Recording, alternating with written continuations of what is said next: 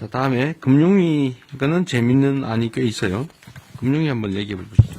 예, 금융위 요약하겠습니다. 그 중대재해를 예방하는 데 있어서 경제적 불이익을 높이는 것이 중요하고, 금융 쪽에서는 결국 시장의 힘에 의해서 그 불이익을 높여나가는 방향으로 저희들이 대책을 추진을 하려고 하고 있습니다. 투자 같은 경우에는 지금 상장 기업에 대해서 ESG 평가원에서 ESG 평가를 합니다.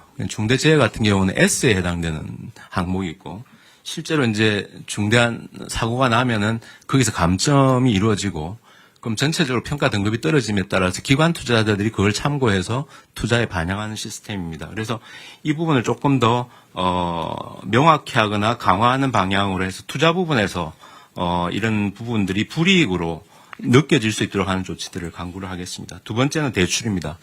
현재 대출도 각 그 은행의 내규상 여신 업무 기준에서 보면 사회 책임 경영 항목에서 기업의 평판 요소를 고려해서 평가하도록 되어 있습니다. 그래서 실제로 이런 일들이 일어나고 그것이 사회적으로 이슈가 되는 경우에는 대출 제한하는 것까지도 내규에 하고 있습니다. 할 수 있도록 되어 있습니다. 실제로 케이스를 한번 보고 이게 어떻게 작동되고 있는지를 한번 전반적으로 점검을 하고, 특히 중대재해 부분에 있어가지고는 이런 비재무 모형 평가할 때 조금 더 강화하는 방법들을 강구를 하겠습니다. 그리고 마지막으로는 잘하는 기업, 그러니까 안전 투자를 좀 더 하겠다고 하는 기업들에 대해서는 정책금융기관들이 조금 더 낮은 금리 또는 낮은 보증료를 지금 제공을 하고 있습니다. 이 부분도 재원의 문제는 있을 수 있겠습니다만 조금 더 강화하는 방향을 강구하도록 하겠습니다. 이상 보고로 마칩니다.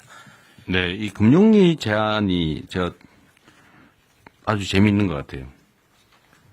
실제로는 투자 기준이 되는 여러 가지 항목 중에 지금 요즘 ESG 평가 결과가 되게 영향을 크게 미치잖아요, 그죠? 대형 펀드나 이런 데는 이걸 되게 중시하는 경향이 있는데, 네, 그렇습니다. 특히 글로벌 펀드들은 그런 것 같은데, 이 평가에 이걸 반영을 좀 세게 하자 그 말이죠. 예, 조금 더 요 중대재해 부분이 조금 더 강화될 수 있는 방향으로. 네. 그 사고를 말을 들면 뻔한 산재 사망 사고가 막 반복적으로 상습적으로 발생한다. 그러면 아예 그냥 그걸 여러 차례 공시를 해가지고 예. 투자를 안 하게 되면 주가가 폭락하게. 예, 실제로 지금 특정 기업을 거론해서 그렇습니다만 그 문제가 됐던 기업 같은 경우는 평가 등급이 좀 23년을 경우에는 굉장히 낮아졌고요. 네.